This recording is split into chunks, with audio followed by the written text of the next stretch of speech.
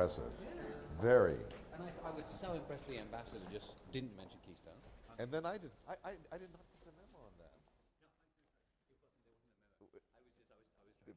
Was I supposed to be quiet about it? Oh, okay. That was a joke. That was a joke. We Okay. almost got through the whole thing without mentioning Keystone. But I said, well, no. And I'm sure he appreciates it. Okay, good. Thanks, Paul. But if DOE wanted to change this requirement on its own, it could without statutory change. By my standards. Legal clarification before we go on this export thing.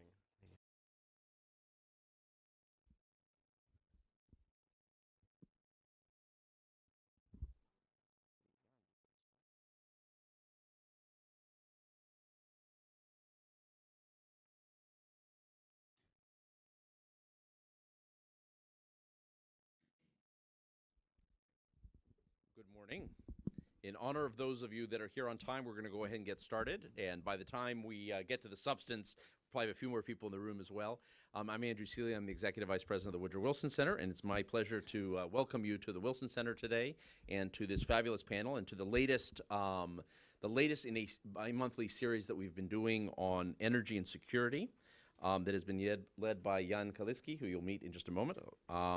Jan and David, who you will also hear from shortly, David Goldwyn, have edited this fabulous book called Energy and Security. And so the energy series at the Wilson Center is based loosely around this volume and builds on the strengths of some of our programs like the Canada Institute and the Mexico Institute. David Biet, the director of the Canada Institute, you'll hear from in a moment, moderating this panel. Duncan Wood, director of the Mexico Institute, that have been working a great deal on energy issues for some time here at the Wilson Center. The next session, we've already covered Russia and Eurasia. We looked last time at East Asia. This is our chance to look at North America. And then coming January 7th, you'll want to mark your calendars, we have a major event looking at global trends on energy. And Secretary Ernie Moniz has agreed to be the keynote speaker at that event, so you want to have that on your calendar. It should be an exciting opportunity to look at some of the larger global trends that bring together some of the regional looks that we've been doing here. I will let others, including Jan and David, talk about this, but needless to say, North America is a region that is undergoing a revolution in energy. It's happening in Canada, certainly it's happening in the United States, and to the surprise of many of us, it's now happening in Mexico as well, and that really reconfigures how all of our three countries look at energy individually and how we will begin to look at it perhaps together in the future as well. And so we should have a very rich discussion today as we look at some of these trends and what does this mean for the future of energy security in North America. And with that, let me turn it over to Jan Kaliski. We're very pleased to have him here as a public policy scholar, distinguished career in both the public and private sector working on energy, and so glad that he is leading this bi-monthly series. Thank you very much. Thank you, Andrew.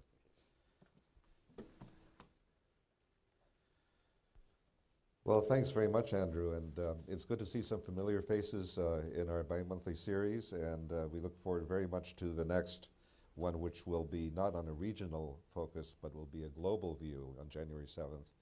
And with Secretary Moniz there right at the beginning of the new year, we hope to see what his plans are as well as the administration's plans are for the coming year. Also, as Andrew mentioned, the substantive framework is loosely based on the book that we came out on energy and security. It's the second edition. Thank you for holding it up, David. And if those of you who are interested, there's information about the book outside. It is a second edition. In fact, it's in its second printing.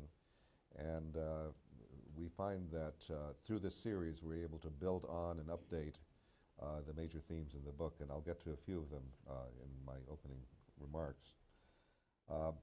One big theme in both the first and the second editions of this book is the need for a national energy policy.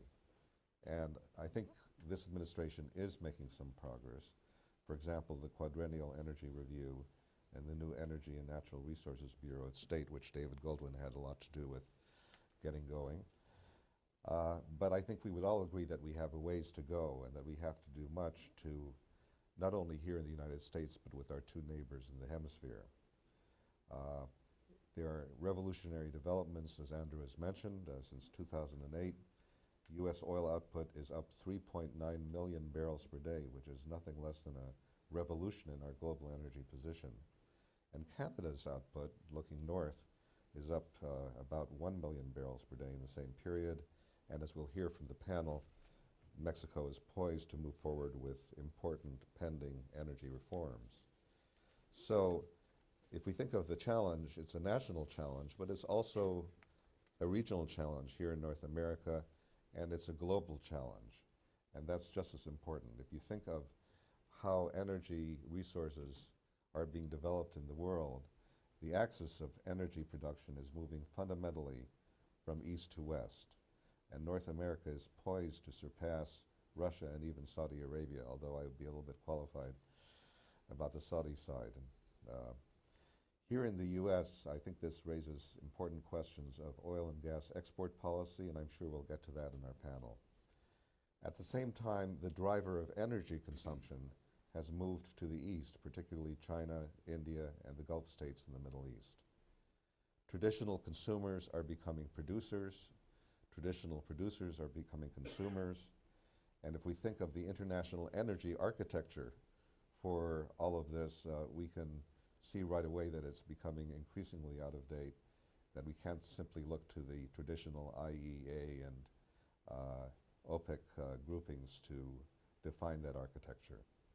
So what we tried to do in our book is to develop an eclectic approach, which we name a global energy security system as an ultimate goal for moving in the direction of a global management of this system, otherwise known as GESS. So getting to GESS is the name of the game of the book, and in doing that we identify at least 5 main components. The first is to propagate the unconventional energy revolution abroad. Second, to create a competitive global gas market. Third, to forge greater coordination of emergency response measures. Fourth, to help lead a multilateral effort to end energy poverty. Over 1.4 billion people still do not have access to electricity in the world, which is mind-boggling when you think of the implications of that. And fifth, to commit to global engagement and protection of sea lanes. So each of these components is addressed in our book and has basic implications, I would suggest, for the foreign energy policies of the United States and our North American partners. But in the meantime, we have to better define the North American context and prospects themselves from all the way from the Arctic down to Mexico and the Caribbean. So it's a pleasure at this point to turn to David B8, director of our Canada Institute, who has kindly agreed to moderate our panel. Well, thank you, Jan.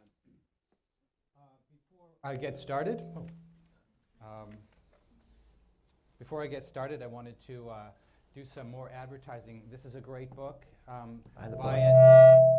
There are order forms.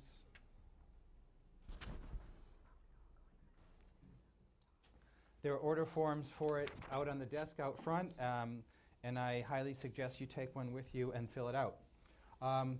Canada Institute was behind, as Andrew and Jan said, a lot of energy here. We put out a publication about 1.5 years ago on opportunities and challenges for Arctic energy development. That's available on the web. That also got us into starting a polar initiative here at the Wilson Center, which looks at Antarctic and Arctic issues, among them energy, economic, transport. Stay tuned for that. And also next Wednesday, well, Wednesday the 19th, we have a program on North American infrastructure in the energy industry, working with our Mexico Institute. So stay tuned for that. If you don't have any information, I would like it, let the interns know outside the door, and we can get you some information and sign up, and we'll get you on our lists. Also, the Polar Initiative put out some policy briefs, which we put copies out there, and please take them. And we're also, Canada Institute has a new series called I Didn't Know That. Didn't know what. So the first one is on, or first one, the new series is on energy, and there are alternatives to Keystone Pipeline or other pipelines. So let's get started. I want to introduce our speakers today. First up will be Charlie Ebinger, who's Senior Fellow and Director of the Energy Security Initiative at Brookings. He's also Adjunct Professor of Electricity Economics at Johns Hopkins SAIS. He's advised more than 50 governments, and he previously served in several energy consulting firms and taught at Georgetown and Case Western universities. Shirley Neff is Senior Advisor to the U.S. Energy Information Administration. She also served as Senior Advisor to the Commission on the BP oil spill. She's been an economist for the U.S. Senate Committee on Energy and Natural Resources, President of the U.S. Association for Energy Economics, and an adjunct professor at Columbia University. Robert Johnson is Chief Executive Officer of Eurasia Group and Director of its Global Energy and Natural Resources Strategy Group. Previously, he served as Managing Director of Equity Research at Medley Global Advisors, Research Advisor at UBS Warburg Energy, and Director of Internal Oil, LNG, Metals, and FX Trading Research Teams at Enron Global Market. Last, David Goldwyn is President of Goldwyn Global Strategies and co-editor of this book. He served as Secretary of State Hillary Clinton's Special Envoy and Coordinator for International Energy Affairs, Assistant Secretary of Energy for International Affairs, National Security Deputy to the U.S. Ambassador to the United Nations. He's a non-resident fellow at the Atlantic Council and at Brookings, a member of the National Petroleum Council, and an alternate member of the U.S. Extractive Industry Transparency Initiative Steering Group. And since Jan didn't get an official introduction, I'm going to say that he's a public policy scholar here at the Wilson Center, affiliated with the Kennan Institute, the other co-editor of this book, chairman of the Eurasia Foundation, and former counselor for international strategy at Chevron. He served in the White House, U.S. Department of Commerce, and the State Department. And like the other panelists, he's also taught, Jan's taught at Brown, Georgetown, Harvard, Princeton, and London School of Economics. So we have some good academics here. And lastly, I want to point out my colleague in the front row, Duncan Wood, who is the director of the Mexico Institute, with whom we do a lot of energy work, a lot of other work on North America. So let's get started, and we are going to start with RJ. Right. Thank you very much, David, and thanks to the Wilson Center for having us here this morning. Looking forward to the discussion. I wanted to introduce this discussion on North America with some brief comments on the global context right now, what's happening in the markets, particularly in oil in the short term, and maybe that'll tee up your event on November 7th a little bit as well. But focus on particularly on what it means for the US and Canadian upstream markets. So I think what we have right now from a global oil point of view is a market that's imbalanced. Right, over the last couple of years, we've had these two strong narratives. One narrative was about this North American supply revolution, built primarily around US tight oil production growth, but also around growth in the Canadian oil sands as well. And that significantly has been, by a large margin, the most important source of global oil supply growth. That's one half of the narrative. The other half of the narrative has been ongoing instability in the Middle East oil producers, particularly with the sanctions on Iran's nuclear program, with the civil war conflict in Libya, and the ISIS and other problems within Iraq, all of which have impacted OPEC's collective oil output. Those two factors were relatively balancing each other out and keeping Brent crude oil, the global benchmark for crude oil, somewhere around $100 a barrel. Usually a little bit higher, maybe 100, 110 was the range that we saw for the last couple of years. That entire thesis has basically collapsed in the last 2 months for a couple of reasons.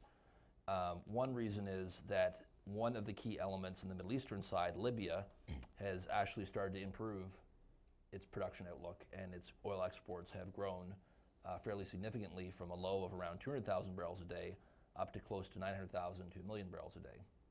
So for context, you're talking about a 92 million barrel a day market. 1 million barrels a day doesn't sound like that much, but OPEC's total spare capacity is only about 2.5 or 3 million, so that's a pretty important volume. At Eurasia Group, we don't think that's going to last in Libya, and there's more problems to come here, so we have to keep that in mind. We had that big story. We also had the story of what happened in Iraq with ISIS, which is a major foreign policy event, a major security event for Iraq. I think the oil market in the spring was betting it would also impact oil production there, but it really hasn't for the most part. So the Libya news and the Iraq news pushed Brent up to 120, and then oil prices started to fall the other direction once the market realized Iraq wasn't a huge problem in the short term, and that things in Libya were getting better after the elections there. So now we have a market significantly imbalanced, in part because the Saudis had increased their own production to offset this lost volume from Libya and Iran. And now the Saudis, and everyone wants to know what the Saudis are going to do, and I wish I had an answer for you. All I can do is give a best guess based on what our analysts and what we think and some of the sources that we talk to. Are the Saudis trying to address this market imbalance by flooding the market with supply and going for market share and knocking out higher priced competitors? Or are they going to do what they did in 2009 and other cases in the past where we've had weak prices and restrain their own production, right, through production cuts, even if that means that others within OPEC will be free riding off of their efforts. Our bet is that they actually will restrain production, and they're not in a price war strategy, and they're not trying to kill off investment in the US and Canadian upstream. Sure, they see that as a competitive threat, particularly in a slowing demand environment. But our view is that if you look around the world, you're not going to see a lot of other material sources of supply growth that could balance or replace what's happening in the US and Canada. So what we think is that the Saudis are actually trying to chill but not kill the US and Canadian upstream. So I'd like to see the growth a little bit slower, maybe level out a little bit. Think about the sort of bottom, least efficient, highest cost wells in both US and Canada that maybe won't be economic in an $80 barrel environment, but not trying to reverse the growth that we've seen in the last few years. One of the reasons they don't want to do that is it'd be too painful for them. We think it would take oil prices around $60 a barrel for 3 years to really reverse the growth that we've seen in the North American market.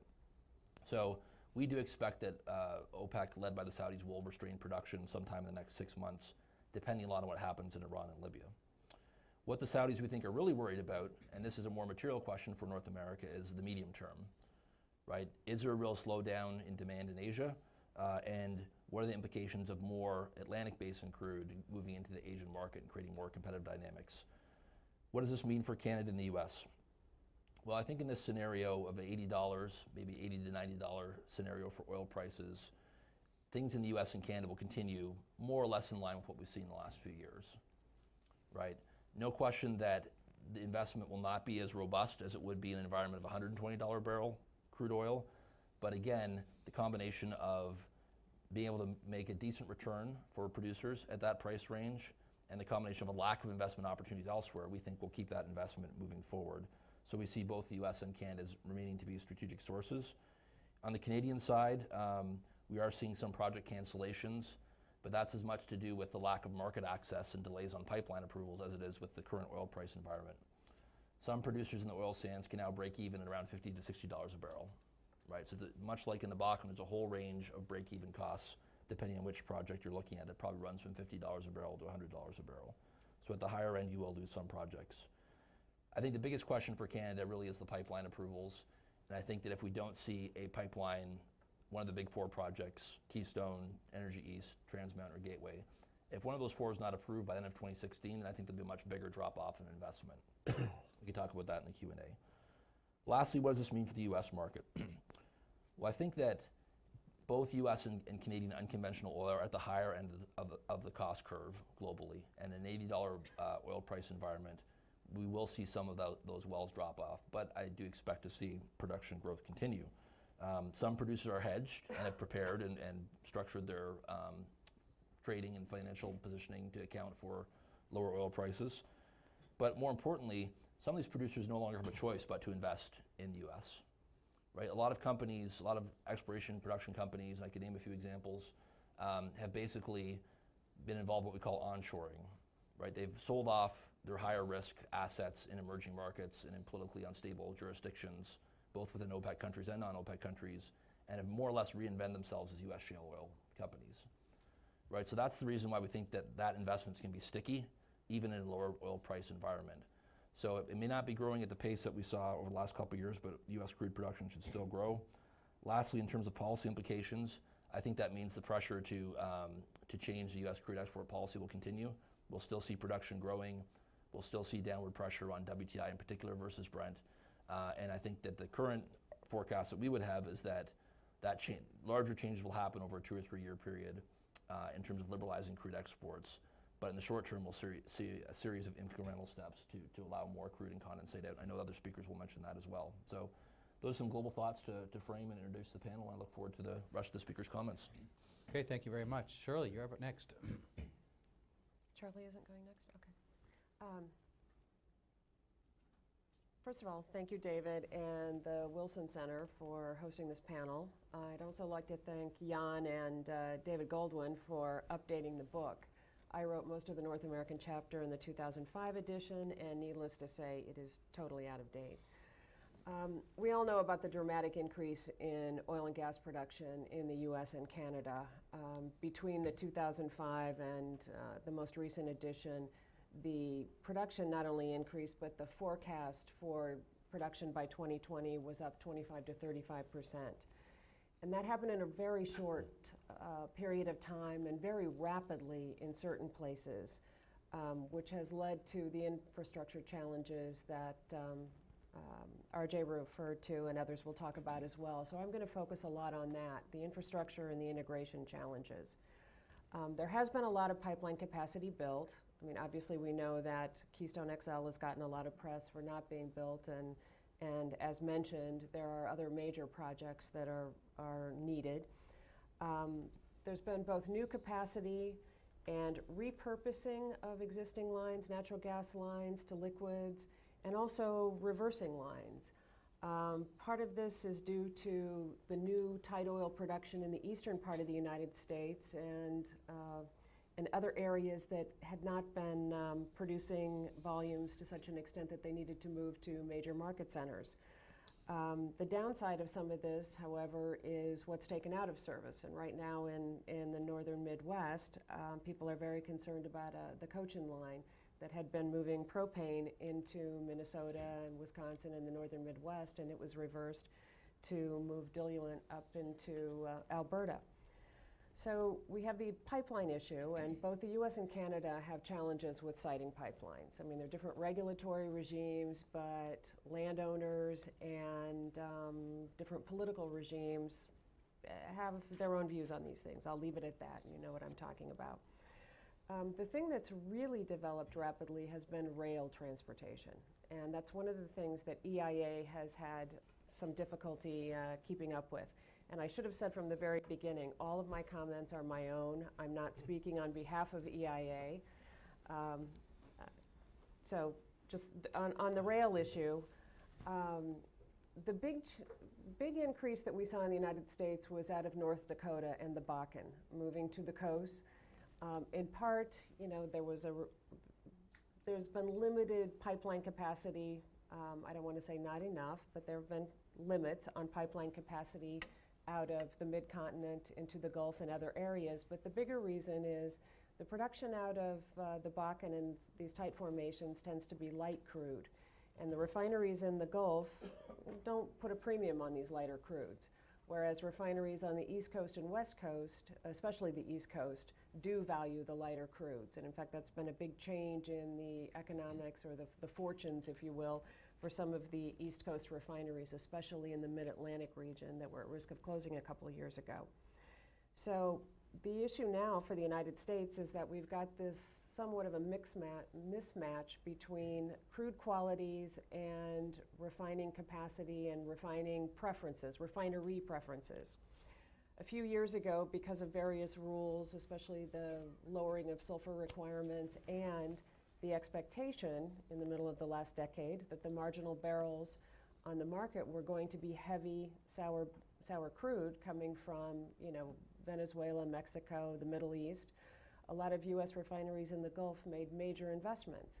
Now, on the one hand, refiners do have some options about how they run their refineries, but at the same time, there is the expectation that we're going to start having more heavy crude coming out of deep water pretty soon. So we've got a situation now where there is a fair amount of crude being exported. Canadian crude, under the US export laws, Canadian crude, the US can export to Canada, and Canadian crude can be re-exported through the United States. At this point, I think there are about 400,000 barrels a day being exported, mostly to Canada, although there is some re-export going on. And just recently, in the last few months, some companies have filed for rulings from the Department of Commerce to allow, to determine what constitutes a refined product. Refined products can be exported. And in fact, the US is currently exporting about 4 million barrels a day of refined products. The determination as to what constitutes a refined product led to a couple of letter rulings by the Department of Commerce that have allowed for condensate exports. They're minimally processed, if you will, they don't have to be, I'll just leave it at that. There's been a condensate ruling that's led to 2 companies exporting. I'm not going to get into the detail of it. We've spent, I can't tell you how much time at EIA going over this whole question about what constitutes a distillation and a refinery and all that. But there are now 2 companies, and as of press just this last couple of days, a 3rd company that's going to be exporting condensate from the U.S. We also have significant trade with Mexico already in refined products, and I think David will talk more later about questions about crude oil exchange with Mexico as well. One last thing I want to mention on the liquid side is the change in demand. In the United States, we have seen a major drop-off in the growth in demand for refined products. A lot of that has to do with vehicle fuel efficiency and changes in driving behavior in the United States, at least. It's not clear what's driving things there, whether it's partly economic or it's demographics, but we've definitely seen a major change. Now, obviously, the vehicle market in North America, US, Canada, and Mexico are all going to be influenced by the fuel economy standards and the way the market works in the US. So we could see a slowdown or a reduction in growth, certainly in Canada, and then, Mexico, it would affect certainly potentially vehicles that are being driven as perhaps the economy grows with changes in restructuring. Couple quick points on natural gas. The growth in U.S. natural gas production has led to interest in LNG exports. At the same time, it's backed out some imports from Canada. However, the U.S. is still heavily reliant on natural gas from Canada, and the integration in the pipeline system and the optionality of LNG on the East Coast from Canadian import facilities has been critical to the U.S. In 2011, for example, we mentioned in the book that one of the pipelines in the U.S. serving the West Coast went down, and in a very short order, half a BCF a day was moving into the West Coast from Canada. So those interconnections and maintaining those interconnections are critical. I mentioned New England. The issue there in the Northeast is reluctance to have natural gas pipelines and additional pipeline capacity in New England states. So most of the capacity that's being built to move new natural gas production from Pennsylvania and the Marcellus stops at the New York border. So Canada has been shipping even more hydro electricity into New England. And New England at this point, going into this winter, with no new or incremental pipeline capacity and fewer power plants, a couple of baseload plants have gone offline before this winter season, is going to be very dependent on natural gas sources from Canada and, LNG sources, whether from the US or Canada, imports. Finally, on the LNG side or the natural gas side, the first major new export facility, Cheniere, is expected to come online toward the end of 2015 or early 2016. That's about the time that the Panama Canal expansion will open. And as I understand it, the expanded canal will accommodate pretty much all LNG tankers other than the largest out of Qatar. So there's a new option there for North American natural gas, especially U.S. natural gas, to move out of the Atlantic Basin and into the Pacific. I don't think we have a lot of time to get into that, so we'll stop with that. We may have some time afterwards. Okay, thanks, Shirley. That was good. Charlie. Well, we'll shift gears here, but before I begin, thank you, David, and thank you, Jan, and the Wilson Center for inviting me today. We're now going to shift to the Arctic regions of the world, and a lot of my remarks are going to be based on a report that Brookings released earlier this year. The purpose of our research and launching this report was to provide some recommendations to the U.S. government, since if any of you are familiar with the Arctic, we will assume the chairmanship of the Arctic Council next spring. and we thought it might be worth having an independent investigation of what some of the issues might be. Clearly, the Arctic is changing and drawing the world's interest. The importance of the region in terms, obviously, of climate change impact that we hear so much about, the threat to world fisheries by commercial development, new transportation corridors through the Canadian archipelago and along the northern sea route of Russia portend, at least in the future, tremendous changes in global maritime commerce. And as the sea ice melts in response to rising CO2 emissions, there is a threat to global coastal communities around the globe. And all I can say, despite the fact that we've had a re-election of certain members of Congress who deny climate change is happening, and in the Arctic, it's happening faster than anyone had anticipated. Among these new economic activities, the potential for vast offshore oil and gas resources has, of course, arguably been probably the subject of greatest attention, although also the source of greatest controversy. By the mid to late 2000s, interest in offshore hydrocarbons had surged owing to the receding sea ice, which made areas previously impenetrable possibly available for oil and gas extraction. And of course, rising global energy demand, which again forced people to begin to think out of the box, where are the next great supergiant fields perhaps able to be found. And just to put that in context, in all our discussions here today about our prices going up, prices going down, keep in mind that most forecasts still suggest that by 2040 we will go from roughly a 90 million barrel a day oil market today to somewhere around 127, 128 million barrels a day by 2040.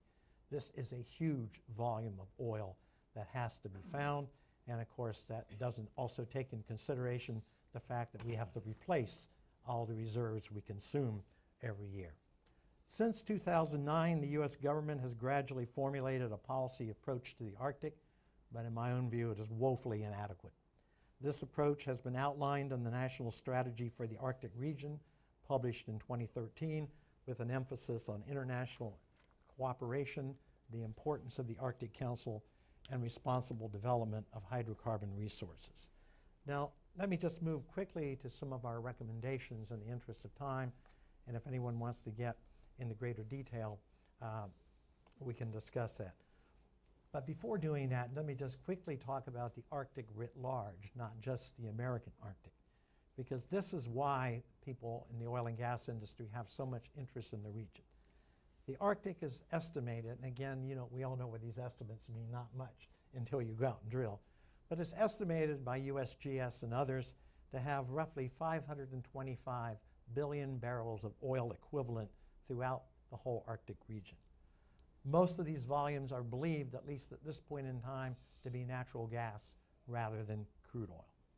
Roughly just less than 400 billion barrels is located offshore in some of the world's most inhospitable regions. It is believed that Russia controls roughly 60% of this total resource, and predominantly natural gas. And it's estimated that the United States, of course, meaning Alaska, has relatively about 20% of this offshore resource potential. One of the things we came up in our work that I think is something that needs serious consideration by the U.S. government is we do not give Arctic affairs the kind of hierarchy in our status in our foreign policy apparatus that we believe it deserves. Right now the Polar Office is under a Deputy Assistant Secretary buried in the State Department, and while there are excellent people in that office who work prodigiously hard, we often find that because of just the bureaucratic organization, that Arctic affairs aren't at the level of the Undersecretary or the Secretary of State itself. So we call in our report for the appointment of an Arctic ambassador and actually a new bureau in the State Department for polar affairs commensurate with all the other regional bureaus. Now, to be fair, the President has moved to name Admiral Papp as an Arctic representative, not with ambassadorial status. This is certainly a step in the right direction, but we don't believe it goes far enough. We also think that The U.S. government, at least in its deliberations right now, seems to be moving with the belief that its chairmanship of the Arctic Council should focus overwhelmingly on climate change. Certainly climate change is a critical issue. We can argue whether it's the most critical issue.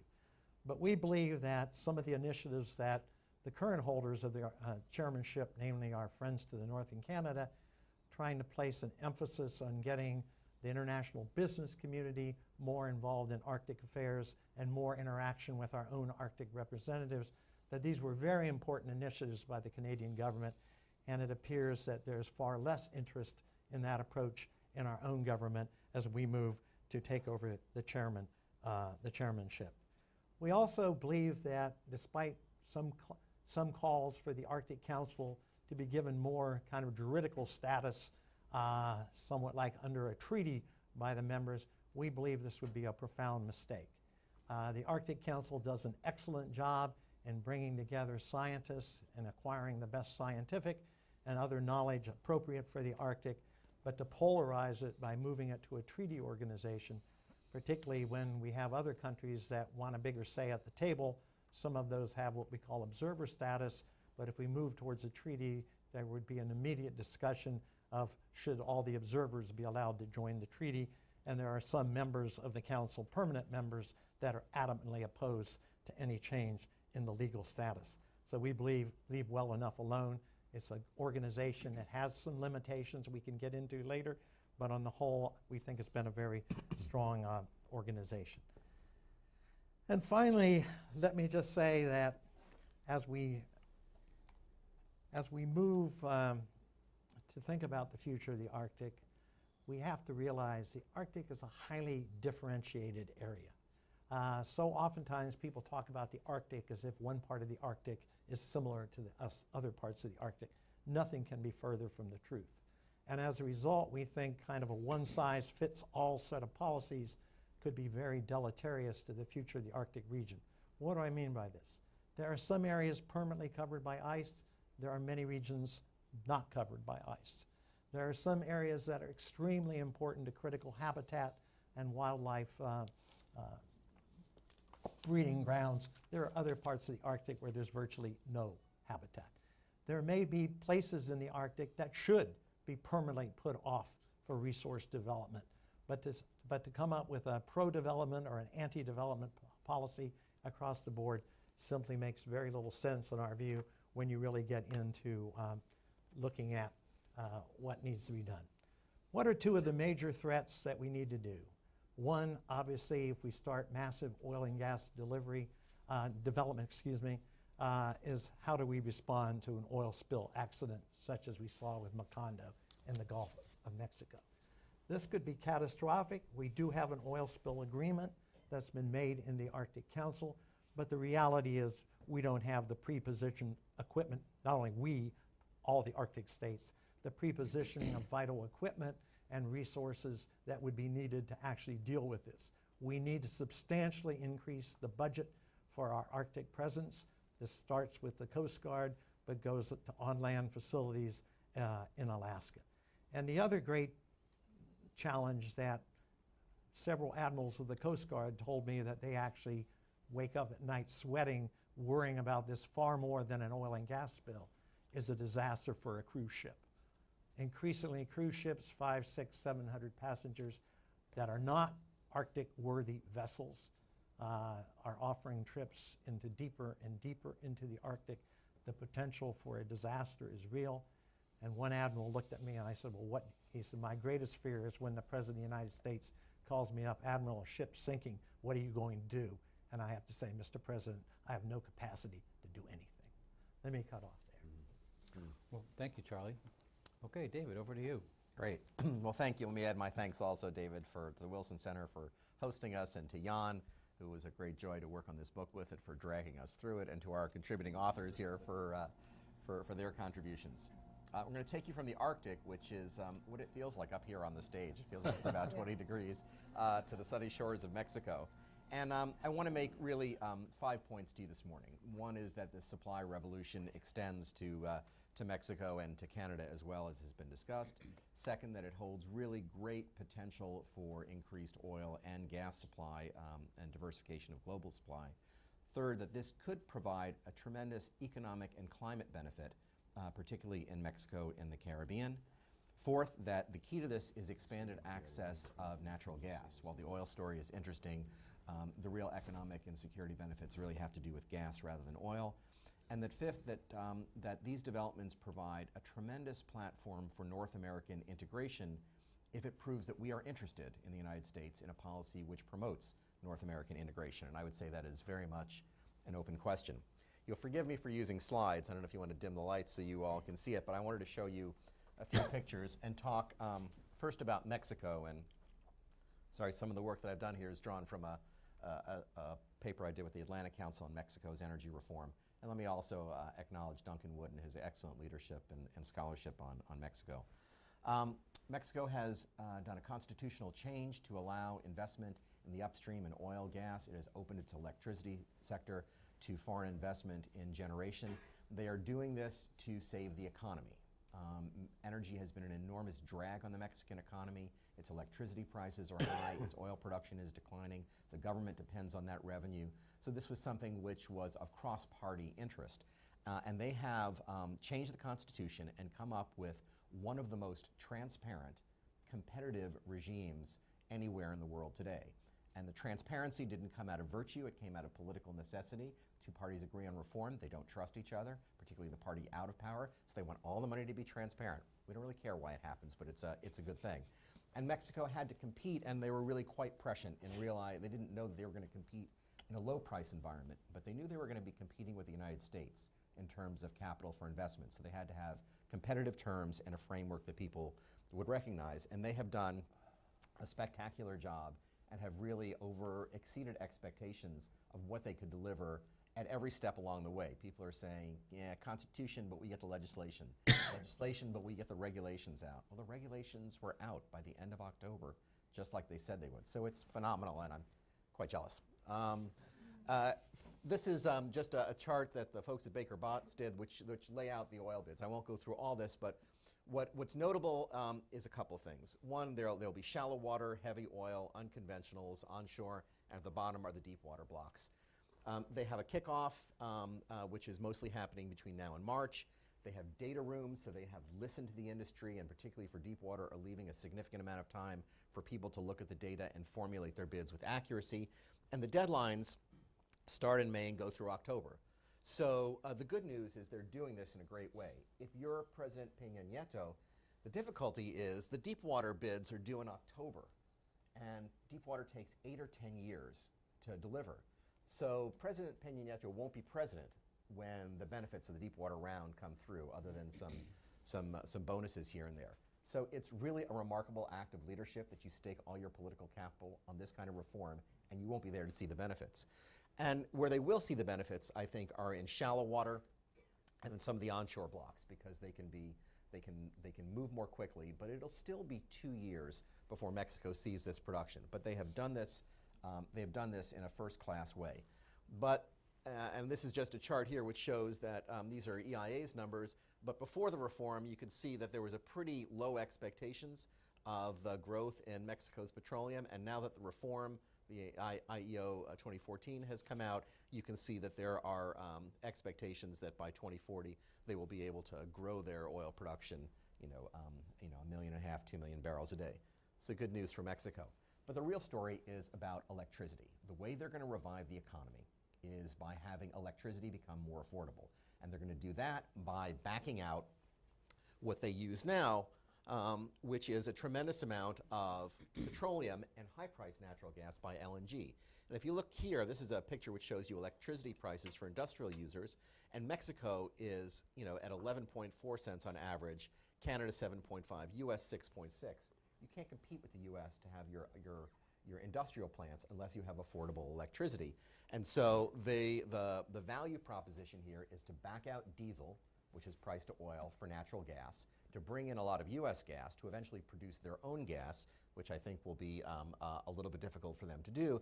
And here you see, just for the national utility, which now has to compete with everyone else. Their own plans are for huge additions in gas-fired generation, also in clean energy. So a lot of this gas is going to have to move from the United States into Mexico over the next few years in order for this to work. And pipelines are underway, but more are probably coming. And so this is going to be a lesson here for others. And now I want to move to the Caribbean, to move a little farther south, because the Caribbean has the same problem. You've got, in the Caribbean, electricity prices. These are around 39, 40, 44 cents a kilowatt on average. So the Caribbean, relying mostly on fuel oil and diesel, almost completely uncompetitive. And that's, so you think of what that means for hotels, for the tourism industry. They're also significantly dependent on support from Venezuela. And while Venezuela doesn't provide cheap product or like diesel or cheap gasoline, they provide it on credit. So the governments have grown dependent on that cheap credit, and therefore they are dependent on the heavy oil and diesel and other products because there's no economic incentive for the government to invest in moving from diesel oil to gas when you're getting it basically on credit. You don't have to fill that budget gap. But you got to worry, if you're these countries, how long that credit's going to last, and you also have the climate concerns. So here, I want to, if you can see this at the bottom, the Inter-American Development Bank has done a study of what it would cost to basically build small-scale LNG, bring in natural gas, and convert these plants from using diesel to using natural gas. In addition to the obvious climate benefits, pretty much cutting the emissions in half on small islands, you can drop that cost. This is 11, 10, basically on average, between 10 and 12 cents a kilowatt from 44. So it's a huge value proposition, but you've got to invest in it. And the other thing you've got to do is you've got to move the gas. So that leads me to the opportunities for North American integration. US, a lot of gas. Canada, a lot of gas. Mexico, not so much gas. Caribbean, not so much gas. Obvious North American integration opportunity, move US gas easily to these countries. Now Mexico, we can move gas on a free trade basis, so the Department of Energy approves that pretty quickly. The Caribbean, not so easy for all these countries. So one thing we might think about is, could we expedite or more easily move gas into Mexico? Can we do things to speed up the regulatory approvals? The other thing we could think about is, do we want to help finance this transition in the Caribbean to move them from diesel to natural gas? It costs, I think, about somewhere on the average of $30 million a country to do the infrastructure for this. And the other piece is questioning whether we really want to help Mexico with its exports. Mexico has very heavy oil. There's not a lot of market for heavy oil other than the US, where we're obviously going to use a lot. By mixing light oil with heavy oil, you could help make Mexico's product more competitive. That would mean we would need to more freely allow them to buy it. We buy their heavy, we sell them our light, we buy their heavy. But right now, you have to have a swap arrangement to do that, which means it has to be roughly equal. But pretty soon, they're going to need more of ours than we're going to need of theirs. So one obvious easy thing to do would be to change the rules and give Mexico the same treatment that we give Canada, which is free exports as long as it's consumed in Canada. So that's another opportunity. And lastly, I would say is just help. Mexico is moving swiftly on the regulatory front, but to the extent that they want help on electricity, on cross-border electricity issues, on the nuts and bolts of environmental regulation in the Gulf, those are things where we have expertise, where we could help them.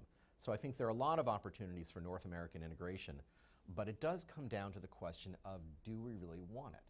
Now, from a foreign policy perspective, you would say, two close allies, why wouldn't we? From an economic point of view, you would say this would grow the pie, increase trade. Most of our investment is recycled in the US-Canada trade relationship or the US-Mexico trade relationship. But that would mean we would have to affirmatively want the infrastructure to match the agenda. And that comes down to pipelines and exports. And those are politically hard issues. So we have this choice. We have a tremendous platform for North American integration. We have the resources for North American integration. But as a political matter, we have to decide whether we really want it and whether we want to take on the political pain of making those choices. I think we should. I can't say I know that we will, but I hope that we do. Thank you. Thank you, David. A couple questions for the panel, among the panel. I'm going to start off. You all talked about infrastructure to an extent, and RJ talked about lower prices. Is that going to have an effect on infrastructure as we go forward? Changes in Mexico, and do we need Arctic oil with lower prices elsewhere? So let me just throw that out. If you want to change the subject, go ahead. RJ. It's great you asked that question. I was just thinking about that in David's last few comments there, that I think that the other angle to this North American energy integration is that if we do stay in the $80 to $90 barrel oil environment, there's a lot less margin for error for the producers, right? So if the cost of moving crude or natural gas is higher because you're going through multiple inefficient systems of rail and barge and whatever else to get a product to market, there's less room for error than there would be in an environment of $100 to $110 a barrel oil, right? So if it costs $25 to move a barrel versus $5, you have that much less headroom to consider. So I think it's even more important that if and not everybody will agree, but if we want to continue to grow North American production and the benefits that come with that, the economic importance of this integration is going to be very crucial in this low price environment. On the Arctic, if I might just add in, there's sometimes, I think, a misunderstanding of the Arctic. We kind of think the oil companies, if they could gain access, are going to go in, find oil, and produce it in a few years.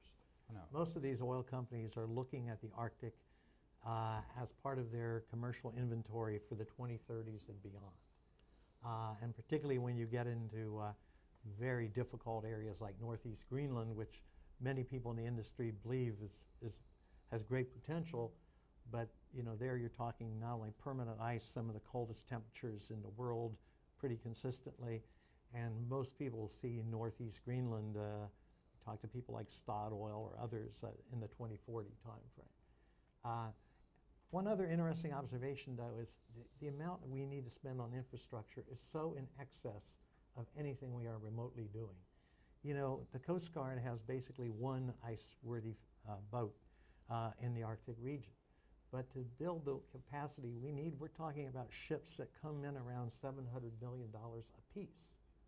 So when you start talking about, what we should probably be doing is looking at, starting a program where we add 2, 3, 4 ships a year once they're constructed. Of course, also a long construction time. But we ought to have a plan so that, we move to 15 or 20. But this is going to, be expensive.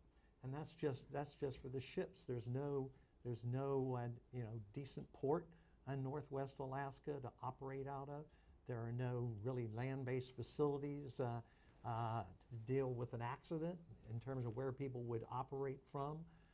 No decent housing appropriate. I mean, the challenges are so huge, and yet the longer we wait, and particularly if we reverse the situation with oil prices and come to believe that we need the Arctic again, that is not all sitting down here in the lower 48, the longer we wait, the less prepared we are for the day we do need the resource. I wonder for the audience if you could talk about how long it takes to develop Arctic energy resources, and that we have been there for a while. Yeah. I think I could be off a year or two, but I think from the time Prudhoe Bay was discovered to the time it actually came into production was something in the neighborhood of 16 years.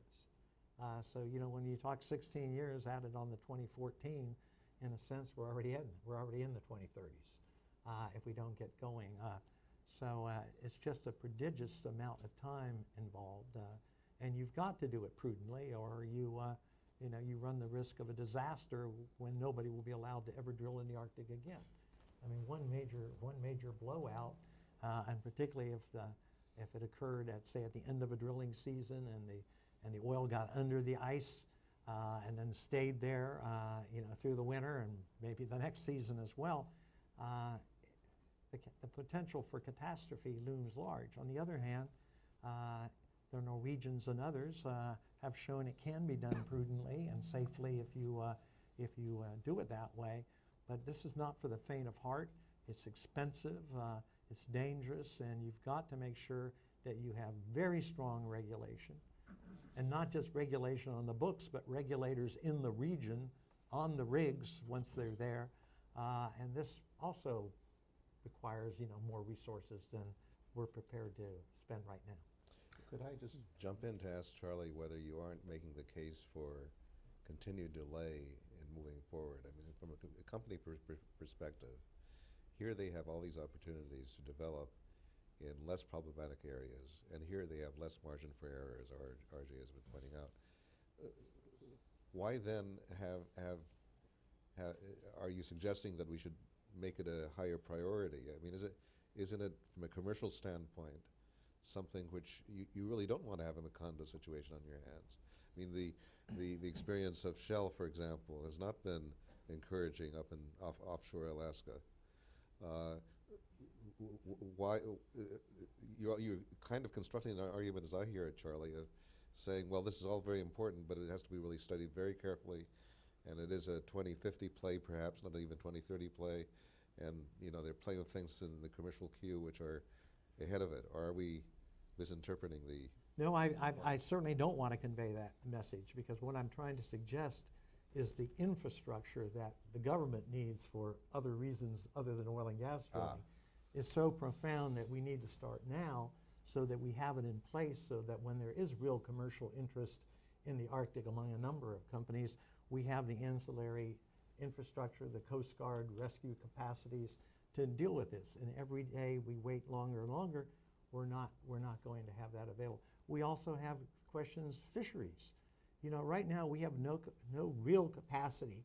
If somebody comes into our Arctic waters, particularly, and starts fishing, we have no capacity we have very limited capacity to patrol those waters.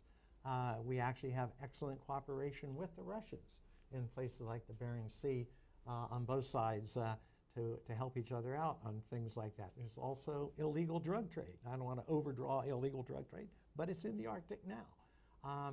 And so we've got to have a physical capacity to respond to these things and not act as if we are not an Arctic nation, because we are an Arctic nation, even though most Americans don't realize that in public opinion polls. Thanks. And I just add, Charlie and I are both participating in a National Petroleum Council study on prudent development in the Arctic, really looking at these questions. What do we know? What do we need to know? What are the resources? What should the government do to keep up? But I want to come back to this question of the intersection of low oil prices and infrastructure, because I think it has an impact in two ways. And I think you do have to start from the question that RJ raised, which is, if you assume that this increased North American production is a good thing. From a foreign policy perspective, you could say it's been a very helpful cushion the last 3 years. It's made Iran sanctions easier. We haven't had the pain of suffering nearly 3 million barrels a day in oil supply disruptions, either ones we wanted to happen with Iran or ones that we did in other places. But if you assume that that is a good thing and you want to sustain it, then low oil prices, for one, are likely to negatively impact U.S. producers. And I think without an export outlet that will allow producer prices to rise to Brent prices, while there's a step stage of where their margins are, it is a step. And there is a gap between U.S. prices, international prices. So I think that could be a drag on it. And that is, you need the policy signal to build the infrastructure. The infrastructure will take a couple of years to build. So there's an economic case for it. But I think absent a policy signal, that you'll have a challenge there. And the other impact is going to be on gas, because people were very worried about, are we going to have too many LNG exports from the U.S.? Are we going to export too much? Are we going to drive up domestic prices? And the whole value proposition on LNG exports was that U.S. prices were different than European prices. So if U.S. gas was $4 and the national balancing point was $10 and Japan was paying $18, that there was, when you count in, $4 for the gas and $3 for transportation and $3 for liquefaction, you had a little margin in there. Well, if the oil price drops because gas is linked to it, then that margin disappears. And so, you add $7 of costs onto $4 gas, that's $11. If the national balancing point is $9, you're not exporting to Europe. And if Asia comes down, you're exporting less to there. So our problem, as it has been historically, is not going to be whether we're moving too much gas, but what are we going to do with all this gas that we have? So I think the fear factor of moving that to Mexico and to other places, probably should decrease. And then you're going to have to worry, can we sustain U.S. production to sustain low gas prices, to sustain low electricity prices, which are helping our own manufacturing revival. So I think it makes the necessity for infrastructure greater. It makes the necessity for a policy rethink greater, but it also poses very significant risks, because absent the policy rethink in both oil and gas, you could have less oil production, less gas production, And then when the cycle comes back up, higher oil prices, higher gasoline prices, higher natural gas prices. We've seen that swing come before. Shirley, do you want to add anything? Yeah, on the whole question about infrastructure investment, it's important to remember that it really does take commitments for long-term shippers to build pipelines. And one of the reasons that's come rather late in the Bakken is the production developed so rapidly, and the state was caught off guard in North Dakota, and it took them a little while to put in place, anti-flaring rules, which did go into effect earlier this summer. So now companies are forced to have a plan for how they're going to handle the gas, which creates an opportunity to start capturing this gas and moving it into, the pipeline system and interstate commerce. That worked well enough because rail was available, so the liquid pipeline system didn't have to keep up as quickly. There's a question, and we may see what happens this winter with regard to rail shipments in that part of the country. There were some issues last winter when the weather was extremely cold. There have been protests over by other shippers, coal shippers, and the agricultural industries about capacity. So, we've been in a position where the collective activities of developers, such that this rose so quickly, and people didn't have to make commitments, certainly not in that part of the country, and in other areas they started to see that there were options to do otherwise. Now, policy comes into place because governments need to have some sort of orderly process, and landowners demand it. That's one of the things that started happening. Landowners started insisting on being paid for the royalty value of the gas that was being flared. And so that led to a more manageable approach, and we'll see whether there are serious commitments to build pipeline capacity out of, say, the Bakken, or how much more happens with rail. But, the Arctic, yes, there are long lead times. There are lead times in any kind of energy development. And as RJ said, the price differentials are going to have an impact. That may slow down drilling in some areas as, producers look at what the paybacks are and whether it makes sense to continue to bring production online.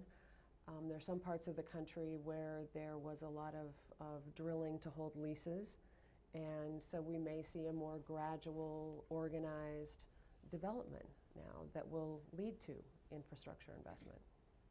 Well, we've talked a lot about how North America is quite the leader after Saudi Arabia, Venezuela, whatever, on oil and gas resources. We haven't talked about coal at all, and the United States still has a lot of coal. Does anyone want to touch that hot potato, or? Charlie. I'm always happy to talk about coal. No, I think it's, in many ways, the question of U.S. coal exports off the west coast to Asia will be the next Keystone XL debate, right? That you have significant coal supply in the Powder River Basin that would be in demand in Asia, but the question of how that permitting process is going to work and which interests are shaping it, and what the timelines are, just like with Keystone XL, is already happening. In this case, it's the Army Corps of Engineers rather than State Department's in the spotlight. I don't feel great for them on that one, but that's the big question, right? Because if we're not going to use the coal here, there's a market for it in Asia, and many of these climate issues will play out in that debate the same way that they have in coal. Now, as evidence of that, when I was in Japan in September, meeting with the utilities there, many of the Japanese utilities are in the market for new coal-fired generation capacity, right? Because they're, yes, they see U.S. LNG coming, but they don't see a lot of LNG coming from other sources. And from a competitiveness point of view, they need cheap electricity. So even in Japan, let alone India, China, Vietnam, we're seeing coal make a bit of a comeback. So I do think it's something we need to discuss. And there's an infrastructure angle there as well. I just think we're missing a phenomenal opportunity here. There is no solution to climate change if India and China and Indonesia and Vietnam and others continue to use coal, which all projections are that they will. The Asian Development Bank not long ago did a study actually showing that by 2040, they thought coal would be used more than oil in international energy markets.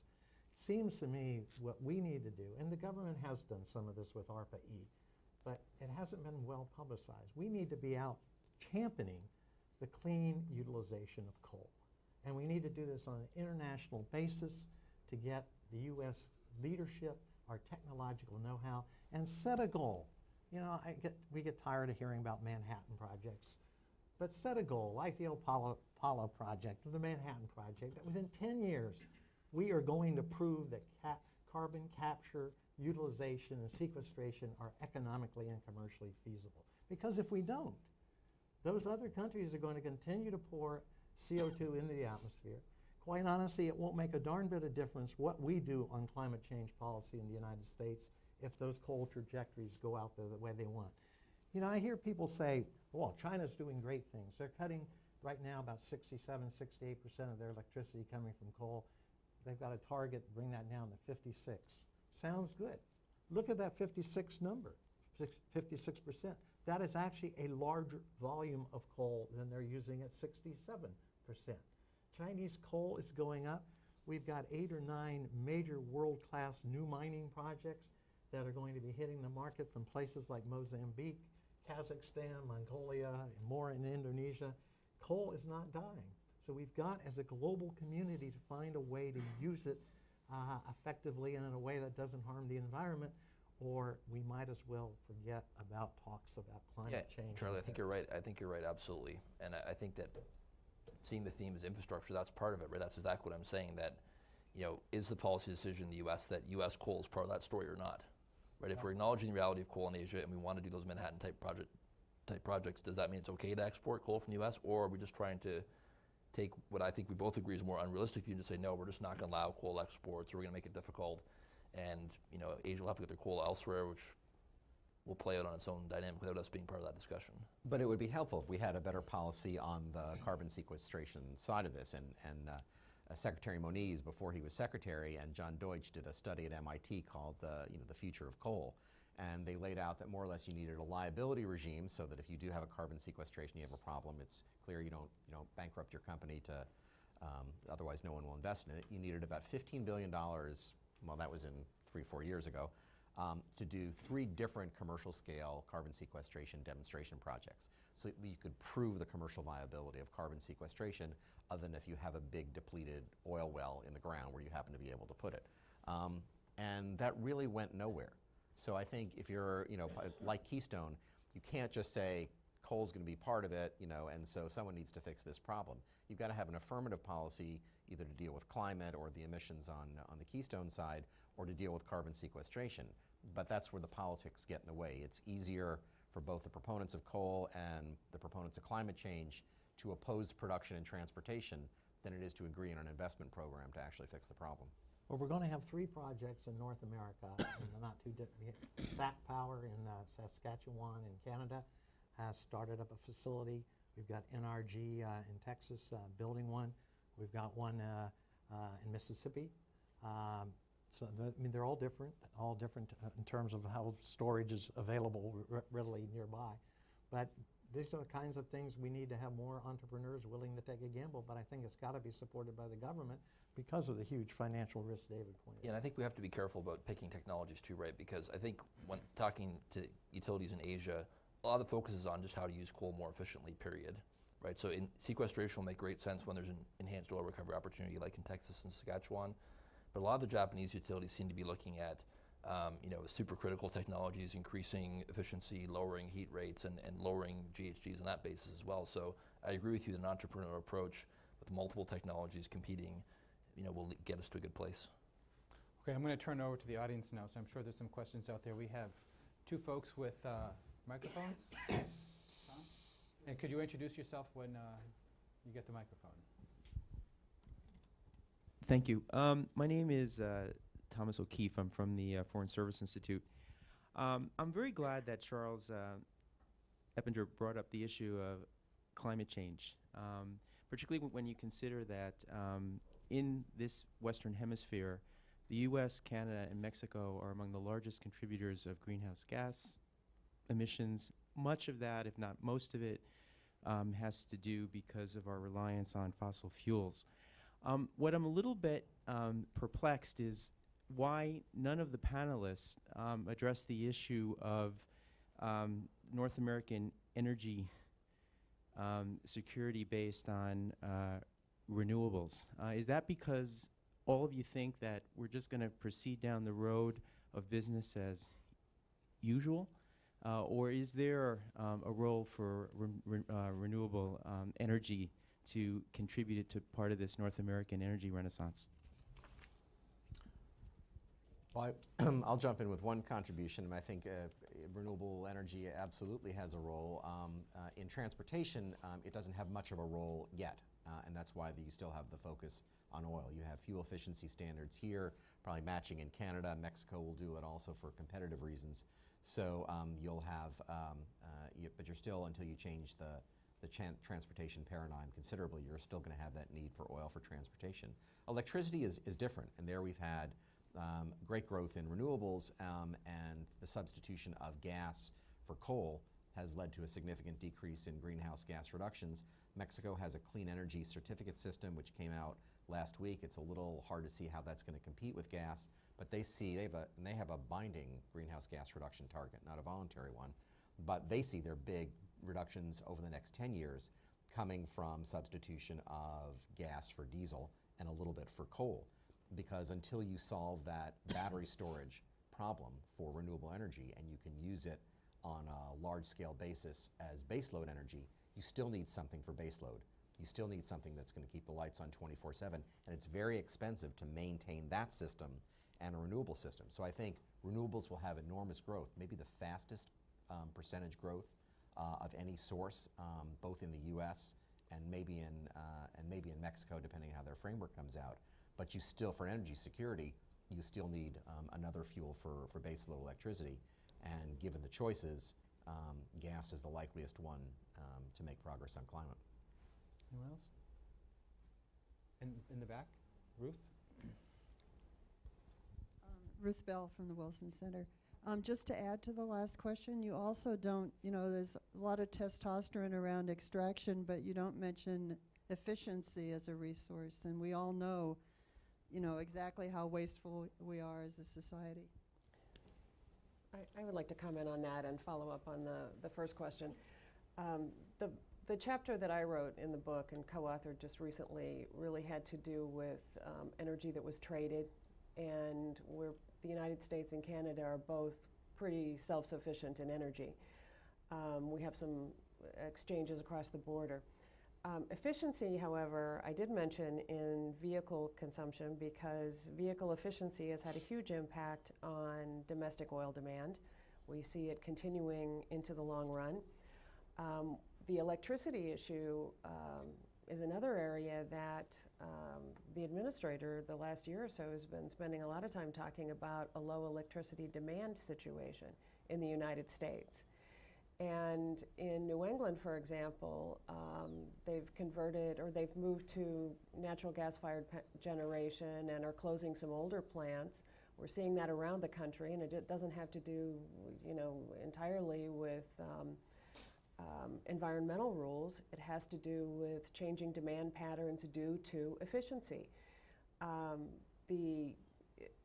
The typical residential house in the United States, just for example, because EIA recently did a residential energy consumption survey, found that the typical house now versus that in 1990, and this is, I'm just, giving a high-level comparison, is much larger, has far more plug load, and doesn't use any more electricity.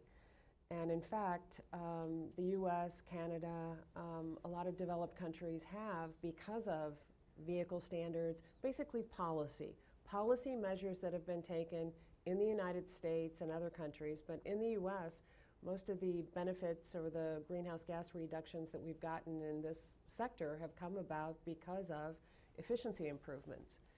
And they may not be the overt sort of policies that are being discussed in other places, but they've been critical.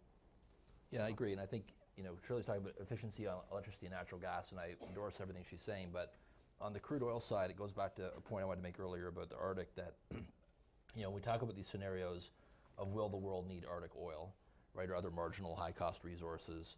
That in turn is predicated on questions of, does demand peak at 125 million barrels a day, or 130, 135 over the next 25 or 30 years? That goes back to the efficiency discussion, right, which is, the world's moving towards more efficient consumption of petroleum for two reasons. In the OECD countries, you have fuel standards that are being put in place, most notably in the US, but other OECD countries as well, that are mandating more efficient use of gasoline and now diesel increasingly as well. And then the higher growth emerging markets, you have a number of governments, including the new governments in India and Indonesia, that are moving forward on deregulation of prices. So I would disagree. I think that these demand side factors are profoundly important, and efficiency policy questions around deregulation and fuel standards will have a huge impact alongside the supply side. If I could just add both on the efficiency and the renewable question, you know, rooftop solar, for example, is one of the fastest growing energy resources in the United States. The cost has come down 80–85% in the last few years, and there are problems of how, you know, if a historic utility has to be ready to stand by with power if something goes wrong, there are questions whether the rooftop solar owner ought to compensate the utility, but these things can be worked out. We still have a lot of cities in the United States that don't have mandatory building codes. You know, buildings going up, going to be in our capital stock for years to come. That's easy to fix, but it needs to be fixed. So there's a lot of opportunity there. And even on cars, you know, you have to be a visionary, but there will come a time, I think, where we'll have the automobiles being recharged overnight and serving as part of the storage load for the electricity system. It sounds great. It's exciting, some projects you can go see, but when you consider how many cars we have on the market that run on fossil fuels, it's a blip. But, you know, we may have the breakthrough that allows us to have it. I have no doubt that over time it will have it. And on infrastructure too, you know, we have a big problem that most of our vast renewable resources are far away from major load centers. So we've got to think about, you know, building long distance transmission lines, which are very expensive and always subject to public opposition in certain quarters. But we're going to have to do that if we want to use our renewable resources, our wind and solar, and get them to load centers in the bulk that we could theoretically do. The gentleman.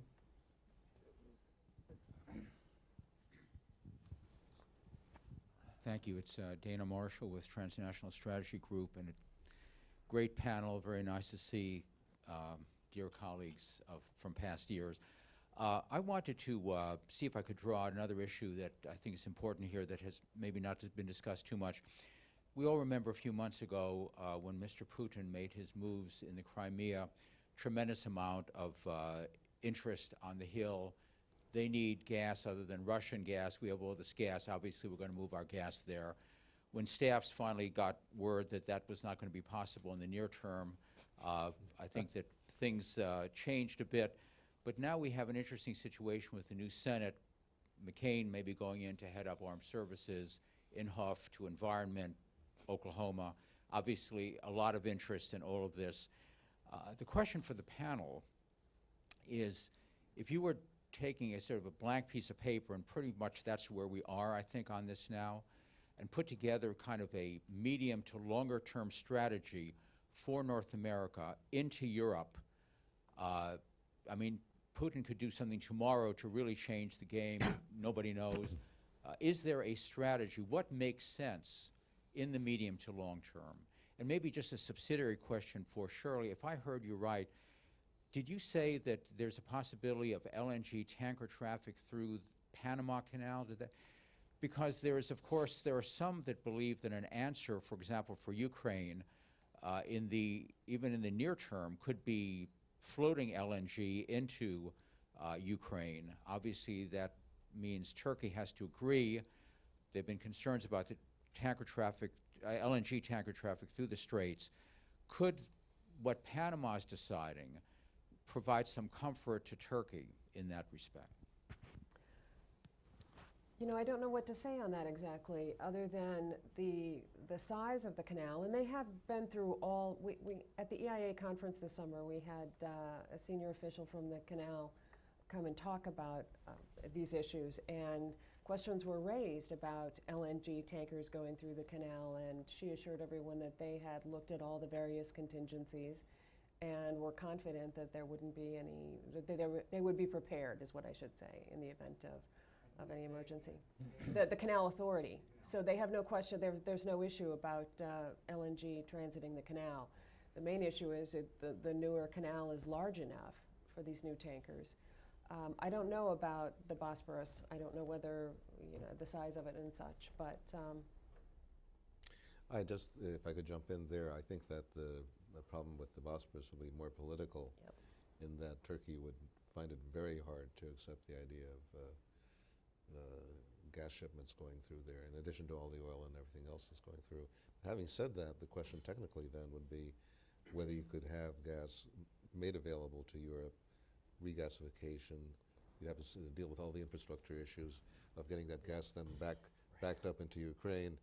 Maybe, RJ, you'd like to You read my opine on mind, that. Jan, once again. I think that's exactly what I was going to say, is that, the U.S. LNG leaving the U.S. and going to Europe is just the beginning of the story, right? That Europe already has a lot of unused regasification capacity in Spain and Italy and France and the UK, that there's both physical infrastructure that needs to be built, which is being built, but also deregulation and market integration from Spain to France, from France to Germany, from Netherlands to Belgium, that all needs to be debottlenecked to allow gas to flow west to east instead of east to west. Once we get that, then I think Gazprom and Russian leverage over Eastern European markets will be severely diminished, because a lot of the midstream infrastructure in terms of regas and storage is already there. And even some of the pipelines there just need to clear the regulatory bottlenecks. And it's quite telling that this is now the third crisis Russia and Ukraine have had that affected European markets since 2005. And they're still kind of hemming and hawing about how aggressive to be on that front, which shows you how empowered some of those incumbent energy companies are at the national level in Europe.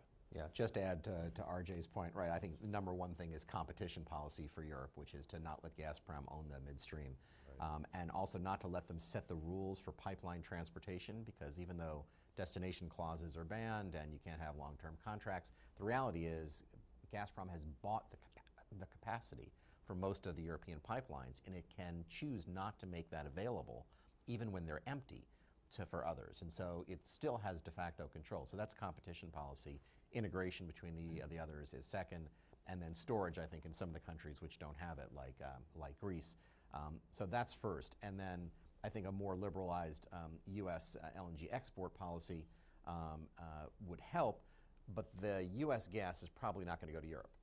Probably the U.S. gas is going to go into the market, but it will release other supplies which are closer in proximity to Europe. So what we do by that export policy, and Charlie's the author of the Brookings study on this, so he can speak to it. But by having a more competitive LNG market, putting more gas into the market, we bring down the price, we make more supply available, and then we help on the climate front. The more gas is cheap for us, it's really expensive for everybody else, which is why coal is rising all over Asia. You make gas more affordable, less linked to oil, you'll have more gas and coal substitution in the developing world. So it's not a direct route to Europe, and that's hard for congressional staffs, but it's still a good thing to do. Okay, since the clock is ticking down, I'm going to take a couple, I see 4 questions. I'm going to take them all at once, and maybe they'll overlap. So first, the gentleman in the front here, and then I've got the gentleman with the glasses. Oh, wow, this is too many. All right. Over here, and then there was one up here. Yes, we stirred things Woman up here. Yeah. No, right here, in the front. People are leaving. Sir, yeah. They're incorrigible, that male.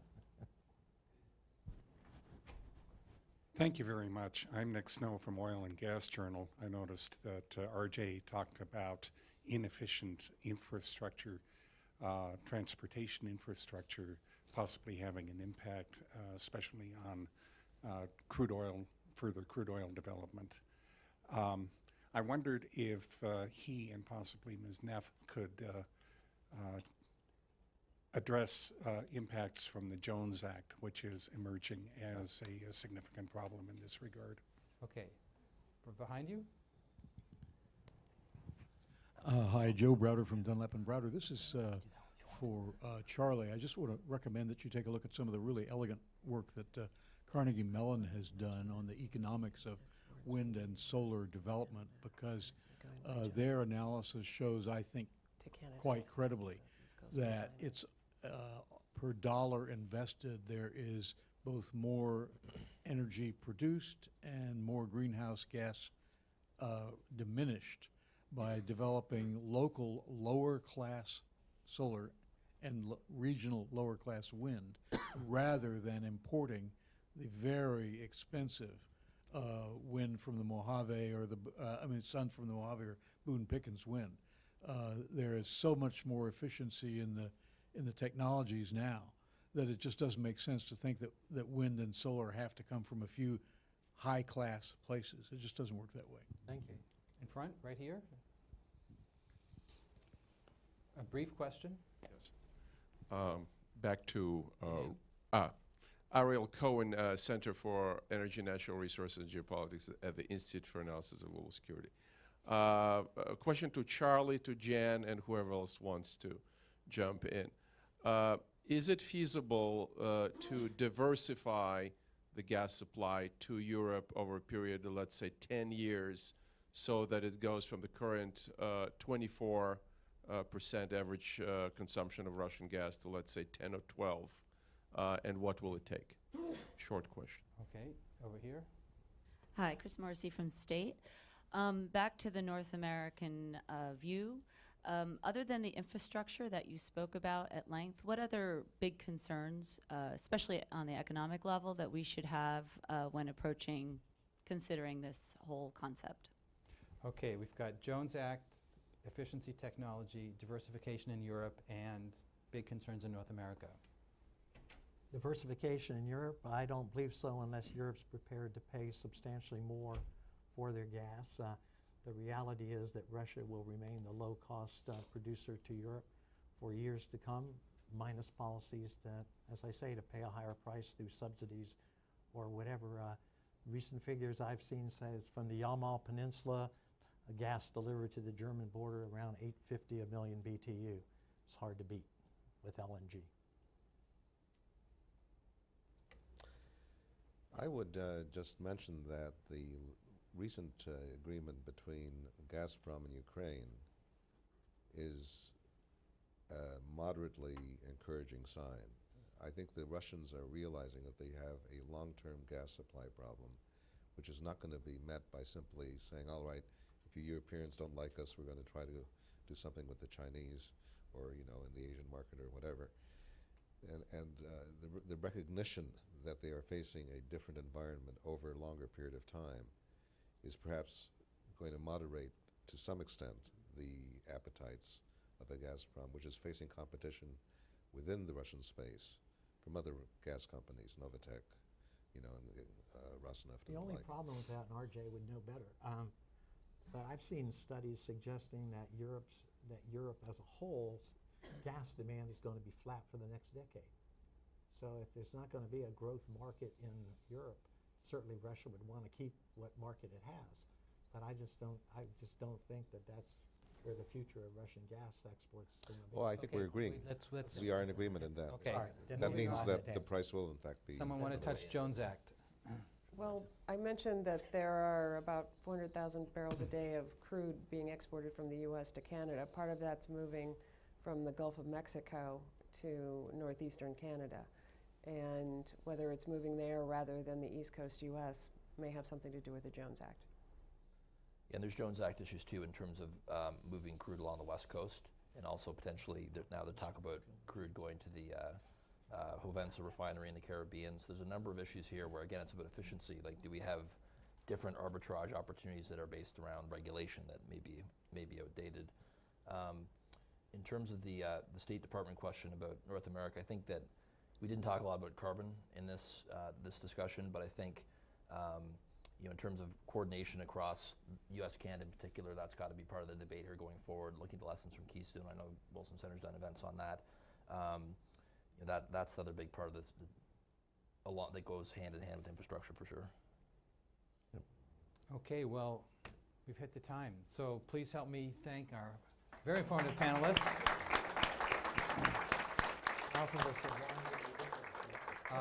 Thank you and stay tuned. There's more information outside.